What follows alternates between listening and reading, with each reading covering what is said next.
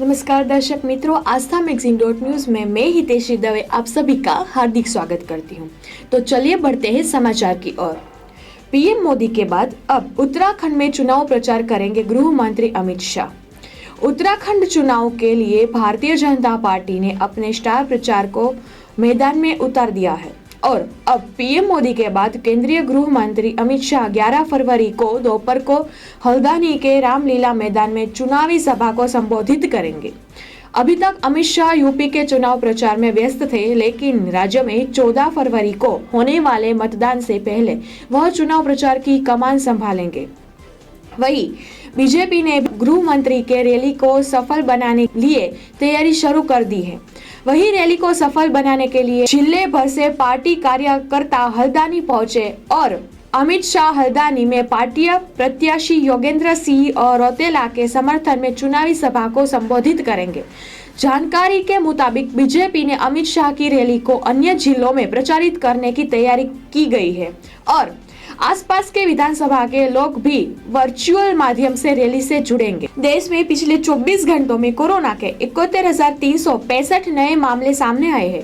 Positive rate 5% से कम है। देश में पिछले 24 घंटों में कोरोना के 71,365 नए मामले सामने आए हैं। उनमें से 1,211 लोगों को रिकवरी हुई और 1,217 लोगों की कोरोना से मौत हो गई है।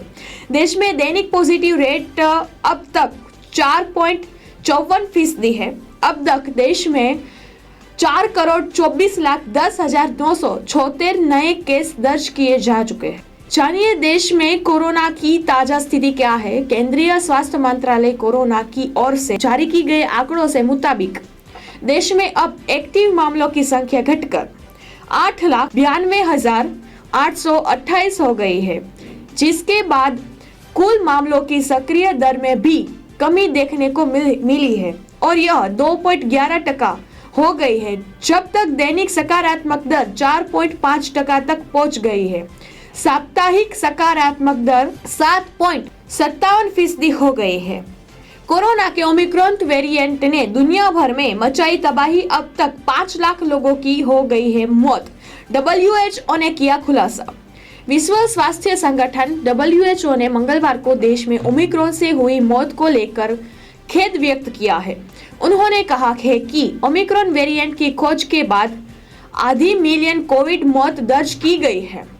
WHO के प्रबंधक अब्दी महमूद ने कहा है कि नवंबर के अंत में ओमिक्रॉन वायरस के आने के बाद वैश्विक स्तर पर 130 मिलियन मामले और 5 लाख मौत दर्ज की गई है। महमूद ने WHO के सोशल मीडिया चैनलों पर एक लाइव बातचीत में कहा है कि प्रभावी टीकों के युग में आधे मिलियन लोग मर रहे हैं और यह वास्तव में कुछ है। बर्फीले तूफान की चपेट में आए पेट्रोलिंग टीम के 7 जवानों की हुई मौत, बाहर निकले गए शव। अरुणाचल प्रदेश के कामेंग सेक्टर में ऊंचाई पर स्थित इलाके में हिमस्खलन में फंसे 7 भारतीय जवानों की मौत हो गई है। भारतीय सेना ने इस बात की पुष्टि की है कि सेना ने जानकारी देते हुए बताया है कि 7 जवानों के शव हिमस्खलन के स्थल से निकाले गए हैं। दरअसल 6 फरवरी को कामेंग सेक्टर में ऊंचाई पर स्थित इलाके में हिमस्खलन होने से उसमें भारतीय सेना के कम से कम 7 कर्मियों के फंसने की खबर थी। बाद में उनकी तलाश के लिए सर्च ऑपरेशन भी चलाया गया था। सेंसेक्स में 500 अंकों की तेजी और निफ्टी में 17,400 के पार आईटी ऑटो शेयर बढ़े। ग्लोबल मार्केट से मिले पॉजिटिव संकेतों से बुधवार को घरेलू शेयर बाजार की शुरुआत बढ़त के साथ हुई है। शुरुआती कारोबारी में सेंसेक्स और निफ्टी दोनों इंडेक्स में मजबूत हुए हैं। सेंसेक्स में 500 अंकों के ज्यादा की तेजी है और जबकि निफ्टी में 17,400 के पार निकल गया था। आईटी, ऑटो, मेटल और बैंक शेयर के खरीदारी से बाजार को सपोर्ट मिला था। निफ्टी आईटी इंडेक्स 1% से ज्यादा बढ़ाया है। हेवीवेट शेयर के HDFC bank, Infosys, ICICI bank, Reliance में अच्छी तेजी है। फिलहाल सेंसेक्स में 504 अंकों की बढ़त के साथ 58,312.65 के स्तर पर कारोबारी कर रहा है। वहीं निफ्टी 45 अंक के चढ़कर 17,411 के स्तर पर है। 14 साल बाद आज 49 दोषियों को सुनाई जाएगी सजा और 21 बम धमाके कर ली थी 54 लोगों की जान। अहमदाबाद में 26 जुलाई को 2008 को हुई सीरियल ब्लास्ट के मामले में करीब 14 साल की फैसले आने वाले हैं।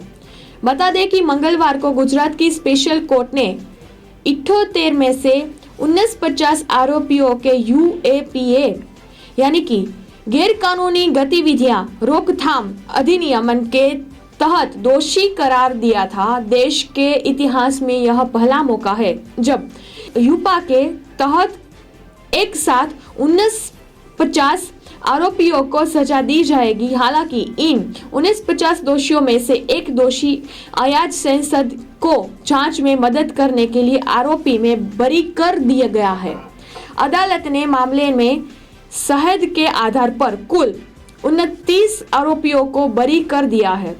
सभी आरोपियों वर्चुअल रूप से कोर्ट में उपस्थित रहेंगे। अदालत ने इस मामले की सुनवाई पिछले साल सितंबर में पूरी कर ली थी। दिसंबर 2009 में शुरू हुई इस मुकदमे में 1100 लोगों की गवाही हुई है।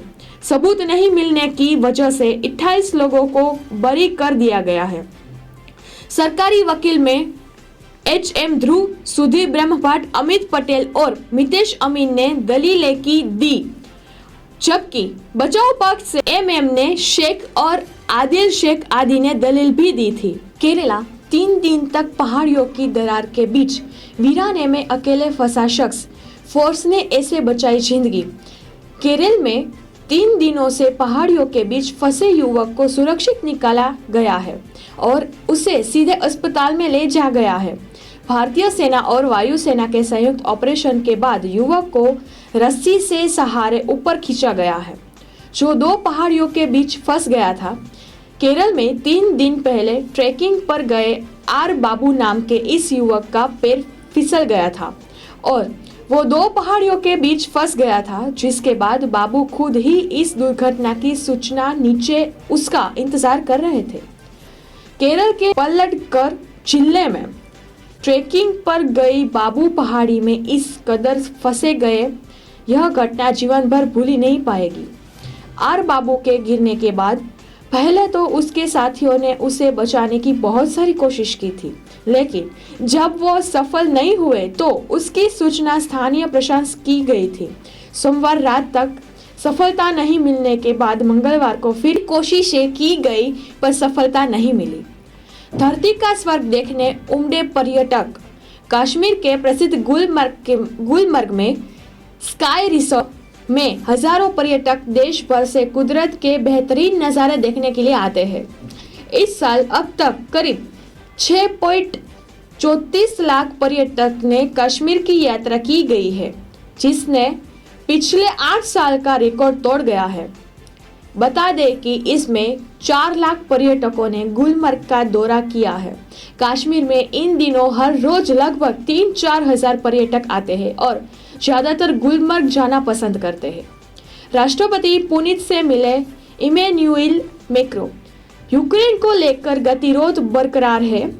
रूस पर यूक्रेन की सीमा पर अपने सैनिकों तैनात करने की खबरें लगातार सामने आ रही है, जिसको लेकर कहा जा रहा है कि वह यूक्रेन पर हमला कर सकते हैं। इसमें रूस और अमेरिका में ठनी हुई है। हालांकि इस बीच गतिरोध को कम करने से प्रयास में फ्रांस को राष्ट्रपति इमैनुएल मैक्रों ने मॉस्को में अपने समक्ष व्लादिमीर पुतिन से मुलाकात ली थी। नेहरू के काम गिनाए, अपने वादों के बारे में नहीं बताया। राहुल गांधी का पीएम मोदी पर पलटवार।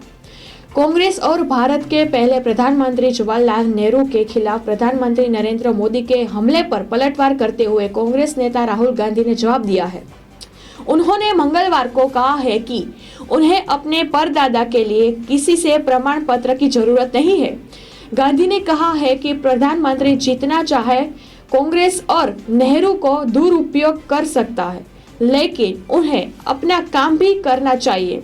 दरअसल सोमवार को राष्ट्रपति के अभिभाषण पर धन्यवाद प्रस्ताव पर लोकसभा में बहस का जवाब देते हुए प्रधानमंत्री ने कांग्रेस और नेहरू गांधी परिवार पर हमला बोला था।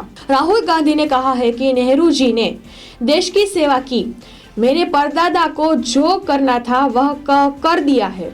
यह देश के लोग जानते हैं कि इसलिए कोई क्या बात बोल रहा है, मुझे इसकी कतई चिंता नहीं है। इसलिए मुझे अपने परदादा के लिए किसी के प्रमाण पत्र की आवश्यकता नहीं है।